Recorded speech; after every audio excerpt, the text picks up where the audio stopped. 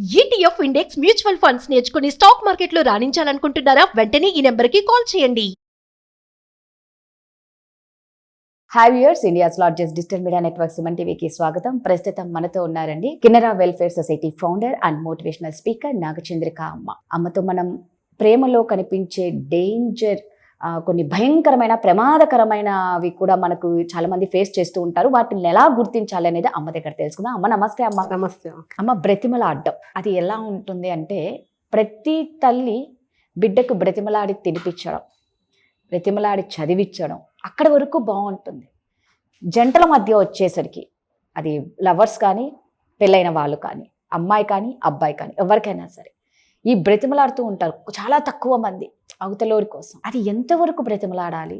నిజంగా బ్రతిమలాడడం కరెక్టేనా? ఆ బ్రతిమలాడడం వల్ల మనల్ని మనం చులకన అవుతామా? ఒక స్టేజ్లో అనుకుంటే మనం బతిమలాడడం అనేది సబబుగానే ఉంటుంది. మరి బతిమలాడకుండా అవతల వాళ్ళు అలిగితే ఎట్లనవో నాకెందుకు అని పోతే అది అక్కడికే ముగిసిపోతుంది. ఓకే, ఉంటుంది కదా.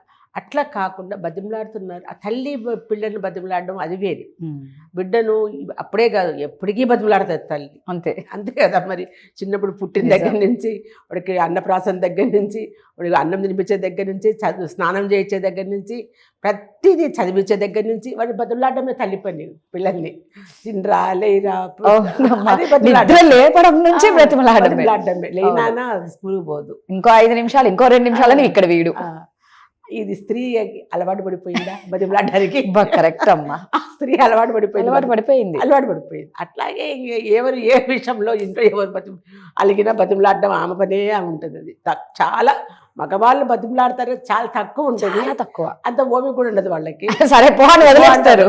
2 సార్లు చూస్తారు, 3 సార్లు నువ్వే వస్తావు అని పోతారు. అక్కడి నుంచి స్టార్ట్ అవుతుంది అనమాట. మళ్ళీ వీళ్ళు కూడా మొదలు పెడతారు అనమాట. అట్లా వాళ్ళకి తెలుసు బతిమలాడించుకోవాలి అనేసి.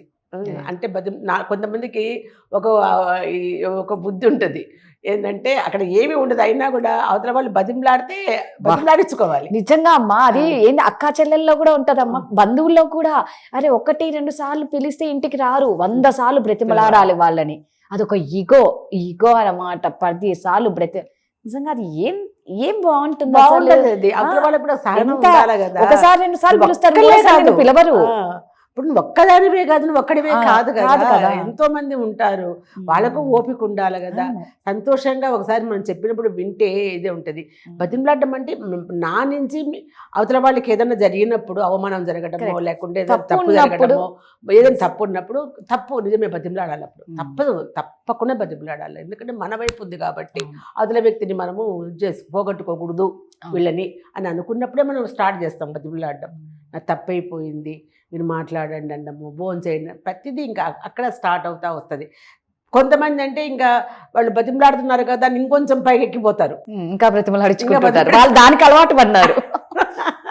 బతిమలాడించుకోవడానికి అలవాటు పడతారు.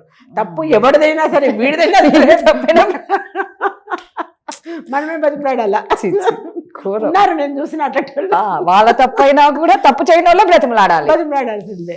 అప్పుడు వాళ్ళు ఈగో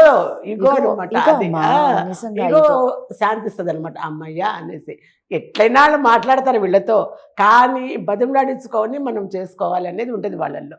అట్లాగా బతిమలాడిన తర్వాత అప్పుడు ఈగో తగ్గి కొంతసేపు కోపం చూపించి వాళ్ళ మీద, తర్వాత మెల్లగా మామూలు అయిపోతారు. అప్పుడేమవుతుంది, వీళ్ళకి చులకనైపోతారు వాళ్ళు. అయిపోయి అంతే మరి. అంతే కదా, వీడు ఇంతేలే అనుకుంటాం అనమాట. ఎన్నన్నా రేపు 4 మాటలు బతిమలాడామంటే ఆడే అవసరం మన కాళ్ళకాడికి అనేది కూడా వస్తుంది. కాబట్టి ఇది కూడా నన్ను బతిమలాడించుకోవడం అనేది తప్పు నా ఉద్దేశం. ఎందుకు కూర్చొని మాట్లాడుకోవాలి, దాంట్లో ఏది సంబంధితంగా ఉంటే ఓకే. మూర్ఖంగా ఉన్నప్పుడు ఏం చేస్తాం? జనరల్గా కొంతమంది ఉంటారు, మూర్ఖంగా కూడా ఉంటారు. ఏ తప్పు లేకుండా బతిమలాడించుకోవాలి. కొందరు కాలు పట్టుకొని బ్రతిమలాడుతున్న వాళ్ళు కూడా చాలా తక్కువ మంది. అది అమ్మాయిలు కానీ అబ్బాయిలు కానీ ఒకరినొకరిని వదులుకోలేక అయినా అవతల కరికరం చూపించారు. కానీ అంతగా మనం దిగజారిపోవాల్సిన అవసరం లేదు. కరెక్ట్, మనల్ని మనం దిగజార్చుకున్నట్లయితే అవసరమే లేదు. నువ్వెంత అవతల వాళ్ళు కూడా అంతే, అంతలా దిగజారి. ఇప్పుడు వాళ్ళు రాకపోతే జరగాల్సిన ఈవెంట్ ఆగదు, పెళ్లి ఆగిపోదు, ఏది ఆగిపోదు కదా. మనం వాళ్ళ మీద గౌరవంతో, ఇష్టంతో, ప్రేమతో పిలుస్తాం. అది నిలబెట్టుకోవాలి వాళ్ళు. సో ఏదో చెప్తారు వాళ్ళు, బాగా నాకు కుదరదే మాట్లాడినప్పుడు 1 నిమిషం మనం బతిమలాడచ్చు. లేదు సార్ మీరు వస్తే బాగుంటుంది, లేదమ్మా మీరు వస్తే బాగుంటుంది అట్లా చెప్పచ్చు. దానికి వాళ్ళు ఓకే అయిపోయి వచ్చేస్తే అది బాగుంటుంది.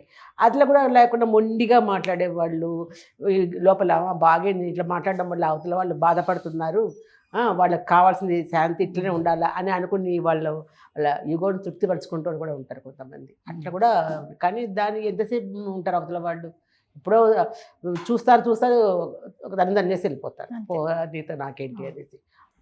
మనం అంత బతిమలాడాల్సిన అవసరం ఉండదు, పెట్టుకోవద్దు మనం. ఎందుకంటే వాళ్ళ ఈగో ముందర మనము చాలా దిగజారిపోతాం. మనం అసలు ఎందుకు బతిమలాడాలి? నీకున్నంత ప్రేమ అవతల వాళ్ళకు కూడా ఉండి చిన్న పొరపాటు మన వైపు నుంచి ఏదైనా జరిగినప్పుడు ఖచ్చితంగా మనం బతిమలాడాల్సింది, తప్పయింది కదా అనేసి. కొంతమంది వదిలేస్తున్నారు అని తెలుస్తుంది చూడమ్మా, అమ్మాయిలు కానీ అబ్బాయిలు కానీ.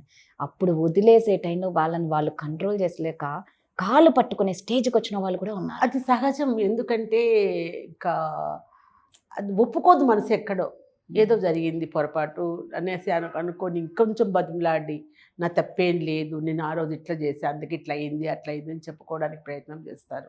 కానీ వాడు కావాలని వద్దనుకున్నటోడికి నువ్వు ఏ సాకులు చెప్తే వింటాడు, నువ్వు ఏం చెప్పినా వినరు.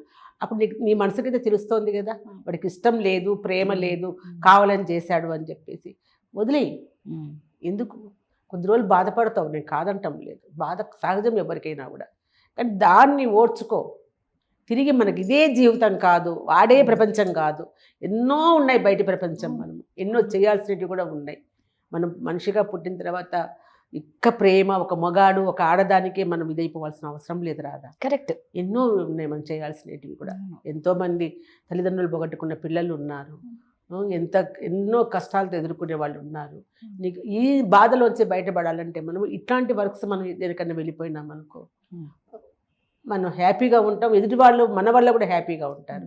అది నేర్చుకోండి అంతే తప్ప ఒక ఆడదాని ప్రేమకో ఒక మొగాడి ప్రేమకో దిగజారిపోయి కాళ్ళు పట్టుకొని మీరు లేకపోతే మనం చచ్చిపోతామని చెప్పి చచ్చిపోవడానికి ప్రయత్నం చేసి యాసిడ్ తాగి దాగి ఆత్మహత్య చేసుకొని చావాల్సినంత దరిద్రంగా బతకద్దు ఎవరు కూడా. అసలు ఉంది, ప్రేమ ఉంది, నేను కాదంటాంలే. నువ్వు ఇష్టపడ్డావు, ప్రేమించావు, నమ్మావు ఆ వ్యక్తిని, వాళ్ళు కాదన్న మనల్ని మనం దిగజార్చుకునే ఎందుకు దిగజార్చుకోవాలి వాళ్ళ దగ్గర? అవసరం లేదు. ఆ ఊరికి ఎంత దూరమో ఈ ఊరు అదే దూరం ఉంటుంది.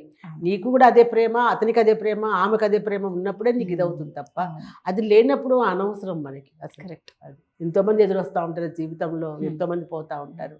అంతే అంతే. నిజమే అమ్మ. అంటే ఏదైనా మనల్ని మనం దిగజార్చుకునేదాకా ఏది తెచ్చుకోకూడదు. బ్రతిమలాడటం కూడా ఒక లిమిట్ ఉంటుంది. మీరు అన్నట్టు అవతల పర్సన్ మనల్ని వదులుకోవాలి అని అనుకున్నప్పుడు నువ్వు ఎంత బ్రతిమలాడినా వేస్టే. మనం ఎంత నచ్చ చెప్పుకున్నా మనల్ని మనం దిగజార్చుకోవడం. థ్యాంక్ యూ అమ్మ.